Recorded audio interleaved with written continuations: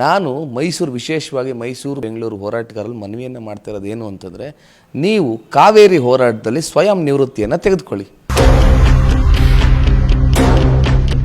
ಕಾರಣ ಇವತ್ತೇನು supreme court 5,000 cusecs ನೀರು ಬಿಡಬೇಕು ಅಂತಿದೆಯೋ, ರಾಜ್ಯ ಸರ್ಕಾರ 10,000 ಕ್ಯೂಸೆಕ್ಸ್ ನೀರು ಬಿಡಲಿ. ಕಾರಣ ಇದ್ರ ಹಿಂದೆ ಇರತಕ್ಕಂಥ ಕಾರಣ, ಜನಗಳು ಮೌನ ನಿದ್ರೆಗೆ ಜಾಣ ನಿದ್ರೆಗೆ ಏನು ಜಾರಿದ್ದಾರೆ ಅವರು ಬೀದಿಗೆ ಬರಬೇಕು. ಜನಸಾಮಾನ್ಯರಿಗೆ ನೀರಿನ ಮೌಲ್ಯ ಅರ್ಥ ಆಗಬೇಕು ಅಂದರೆ ನಾನು ಮೈಸೂರಲ್ಲಿರ್ತಕ್ಕಂಥ ಎಲ್ಲ ಹೋರಾಟಗಾರರಿಗೆ ದಯಮಾಡಿ ಮನವಿಯನ್ನು ಮಾಡ್ತೀನಿ, ಏನು ಹೋರಾಟ ಮಾಡಿಬಿಡಿ, ಒಂದು 6 ತಿಂಗಳು ಕಾವೇರಿ ವಿಚಾರವಾಗಿ ಸುಮ್ಮನೆ ಇದ್ಬಿಡಿ. ಜನಗಳಿಗೆ ಅರ್ಥ ಆಗಬೇಕು, ಬೇಸಿಗೆ ಬಂದಾಗ 2 ಚಮಚ ನೀರು ಸಿಗಲ್ಲ ಇವ್ರಿಗೆ.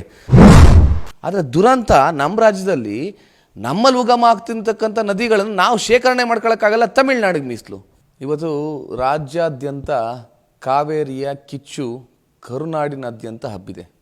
ಆದರೆ ನಾನು ಕರ್ನಾಟಕದಲ್ಲಿರ್ತಕ್ಕಂಥ ರೈತ ಹೋರಾಟಗಾರರು, ಪ್ರಗತಿಪರ ಹೋರಾಟಗಾರರು, ಕನ್ನಡ ಹೋರಾಟಗಾರರು ಎಲ್ಲರಿಗೂ ಒಂದು ಮನವಿಯನ್ನು ಮಾಡ್ತಾಯಿದ್ದೀನಿ. ನಮ್ಮ ಹೋರಾಟಗಾರರು ಪ್ಯಾಟ್ರನ್ ಬದಲಾವಣೆ ಆಗಬೇಕು.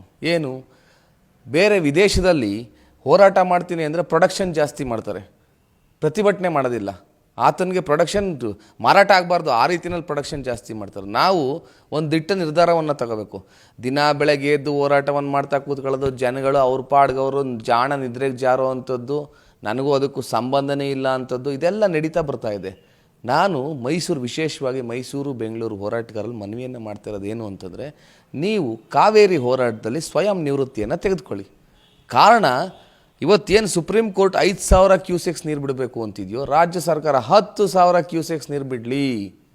ಕಾರಣ ಇದ್ರ ಹಿಂದೆ ಇರತಕ್ಕಂಥ ಕಾರಣ, ಜನಗಳು ಮೌನ ನಿದ್ರೆಗೆ ಜಾಣ ನಿದ್ರೆಗೆ ಏನು ಜಾರಿದ್ದಾರೆ ಅವರು ಬೀದಿಗೆ ಬರಬೇಕು. ಬೀದಿಗೆ ಬಂದು ಬೆಂಗಳೂರಲ್ಲಿ 2016-17ರಲ್ಲಿ ಪ್ರಾವಿಡೆಂಟ್ ಫಂಡ್ PFನ ಮುಟ್ಕೋಲಾಕತ್ತೀವಿ ಅಂತ ಕೇಂದ್ರ ಸರ್ಕಾರ ಒಂದೇ ಒಂದು ಸ್ಟೇಟ್ಮೆಂಟ್ ಕೊಟ್ಟಾಗ ಇಡೀ ದೇಶಾದ್ಯಂತ ಎಲ್ಲೂ ಪ್ರತಿಭಟನೆ ನಡೆಯಲಿಲ್ಲ.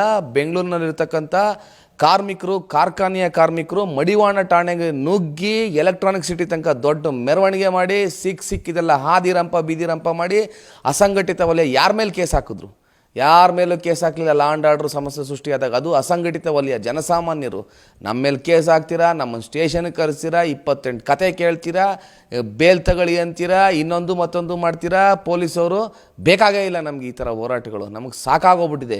ಜನಸಾಮಾನ್ಯರಿಗೆ ನೀರಿನ ಮೌಲ್ಯ ಅರ್ಥ ಆಗಬೇಕು ಅಂದರೆ ನಾನು ಮೈಸೂರಲ್ಲಿರ್ತಕ್ಕಂಥ ಎಲ್ಲ ಹೋರಾಟಗಾರರಿಗೆ ದಯಮಾಡಿ ಮನವಿಯನ್ನು ಮಾಡ್ತೀನಿ, ಏನು ಹೋರಾಟ ಮಾಡಿಬಿಡಿ, ಒಂದು 6 ತಿಂಗಳು ಕಾವೇರಿ ವಿಚಾರವಾಗಿ ಸುಮ್ಮನೆ ಇದ್ಬಿಡಿ.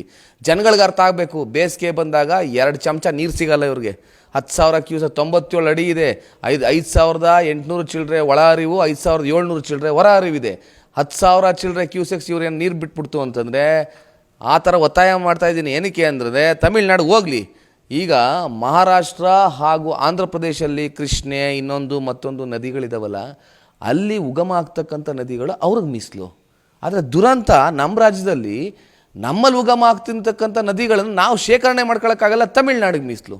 ಇದ್ಯಾವ ಇದು ದುರಂತ? ಒಂದು ಕಣ್ಣಿಗೆ ಬೆಣ್ಣೆ ಒಂದು ಕಣ್ಣಿಗೆ ಸುಣ್ಣ ಅಂತಕ್ಕಂಥದ್ದು. ಯಾವುದೇ ಸರ್ಕಾರ ಬರಲಿ, ಕೇಂದ್ರ ಸರ್ಕಾರ ಇದೇ ಅಂತಲ್ಲ ಅದೇ ಅಂತಲ್ಲ, UPI ಬರಲಿ, ಇನ್ನೊಂದು ಬರಲಿ, ಮತ್ತೊಂದು ಬರಲಿ, ಇದೇ ಕತೆ ಆಗ್ಬಿಟ್ಟಿದೆ. ಕಾವೇರಿ ವಿಚಾರದಲ್ಲಿ ರಾಜಕಾರಣ ಬೇಡ. ಜನಸಾಮಾನ್ಯರು ಬೀದಿಗಳಿಗೆ ಪ್ರತಿಭಟನೆ ಮಾಡಬೇಕು.